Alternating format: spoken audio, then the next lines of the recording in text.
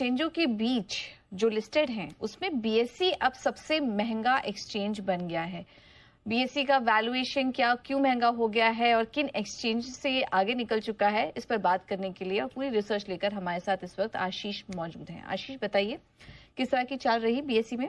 पूजा, देखिए ये स्टॉक ऐसा है जो बहुत निश्चित रूप से लगातार हमारे रडार पर रहा है और इस स्टॉक हमने आपको बताया और काफी गजब के रिटर्न्स यहाँ पर देखने को मिले। इसी साल बीएसई में 150% की तेजी आपको देखने को मिली और 3 साल का रिटर्न तो बड़ा शानदार है और ये 3 साल से पहले से हमारे स्टॉक रडार पर है। 680% की तेजी आ चुकी है और लगातार अगर आप देखें तो जैसे कि एक ट्रांसफॉर्मेशन हुआ इससे पहले, इस 1 साल से पहले से अगर आप देखें तो बीएसई का डेरिवेटिव्स में कोई खास पार्टिसिपेशन नहीं था, लेकिन जैसे ही उन्होंने बैंकेक्स, सेंसेक्स, इनकी एक्सपायरीज लॉन्च की, वीकली एक्सपायरीज का क्रेज बढ़ता चला गया, स्टॉक की वैल्यूएशन लगातार बढ़ती गई और बढ़िया आउट परफॉर्मेंस देखने को मिला। अब ये स्टॉक बहुत महंगा है।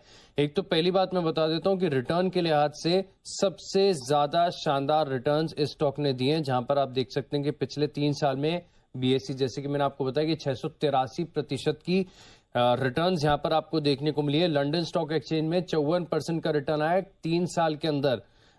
इसके अलावा अगर आप देखें तो नास्डैक यहाँ पर भी 14% है। हांगकांग के जो एक्सचेंज है यहाँ पर तो नेगेटिव रिटर्न आया 34% का। लेकिन वैल्यूएशन के लिहाज से अगर आप देखें तो बड़ा महंगा लग रहा है ये स्टॉक, क्योंकि मार्केट कैप अगर आप देखें तो $8.8 बिलियन का है बीएसई का, वहीं लंदन स्टॉक एक्सचेंज का $75 बिलियन है। साथ में नास्डैक का अगर आप देखें तो 45 है और हांगकांग के जो एक्सचेंज है इसका $49 बिलियन का मार्केट कैप है। तो मार्केट कैप के लिहाज से तो कम है, लेकिन अगर आप प्राइस टू बुक देखें तो बीएसई चल रहा है 20 टाइम्स पर, बाकी के सभी लंदन स्टॉक एक्सचेंज मात्र 2.6 टाइम्स पर है। नास्डैक की अगर आप बात करें तो 4 टाइम्स पर है। तो वैल्यूएशन के लिहाज से बड़ा कैचअप है और इनफैक्ट अगर आप पीई की रेशियो की भी बात करें तो 65 टाइम्स पर चल रहा है और औसत में मैं देख पा रहा हूं तो करीब करीब 29-30 के आसपास ज्यादातर एक्सचेंजेस टाइम्स पर चल रहे हैं। तो वैल्यूएशन के लिहाज से तो दुगना महंगा है, मार्केट कैप बहुत छोटा है और पिछले 3 साल में बड़े शानदार रिटर्न्स आए हैं।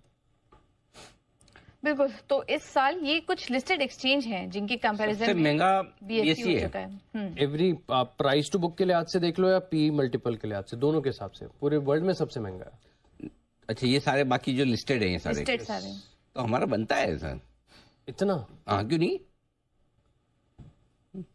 20 टाइम्स प्राइस टू बुक है बीएसई, वहीं नास्डैक 4 टाइम्स पर मिल रहा है मुझे।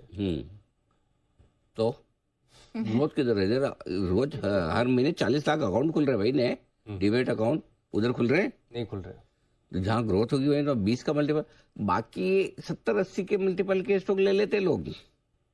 दूसरे स्टॉक भी तो कई दूसरे सेक्टर के, नॉट कंपेरेबल, बट अगर जहाँ ग्रोथ है वहाँ 70-80 के मल्टीपल के लोग ले रहे हैं, तो फिर उस हिसाब से देखा जाए तो फिर मेरे ख्याल से समस्या नहीं होनी चाहिए। यस, आइए वैल्यूशन पर बड़ी पैनी नजर रखने वाले हमारे चोपड़ा साहब भी हैं। इस मामले में चोपड़ा साहब और खेमका साहब दोनों की राय ली जाए जरा एक बार बीएसई पर। पहले कौन तैयार है? आप मेरे दोनों में से जो भी बताना चाहे।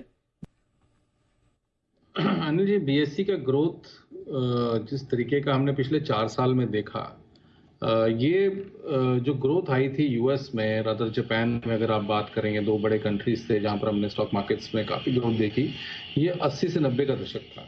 रादर मैं कह सकता हूँ 80 से 2000 के बीच में जो एक्सप्लोसिव ग्रोथ देखी यूएस ने और जापान ने, वो अब हमें दिखाई दी है कोविड के बाद।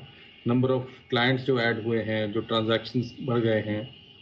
मुझे आज भी याद है 2004-5 की बात है, शायद 4 की बात है, तो 5000 करोड़ का टर्नओवर हुआ था एनएससी में और इकोनॉमिक टाइम्स के हेडलाइन था कि मार्केट्स टच 5000 करोड़ टर्नओवर। तो वहां से अगर हम आज की बात करें तो आज 5000 करोड़ तो मुझे लगता है पहले 1-2 मिनट में ही हो जाता होगा, शायद और भी ज्यादा हो जाता होगा। तो अब जिस प्रकार का एक्सप्लोसिव ग्रोथ है, और अभी मान के चलिए कि भारत में केवल 3 से 4% लोग ही अभी मार्केट में शुमार हैं और अभी ये बढ़ना है। तो जैसे आपने अभी बोला कि तो क्या हो गया कि ओवर वैल्यूड है, अगर आप मुझसे पर्सनली बोले कि बीएसई यहाँ लेना है, आइडियली अगर मैं वो कहीं पे भी ये 4400-4200 के लगभग मिलता है तो मेरा आइडियल लेवल बाइंग का वो होगा।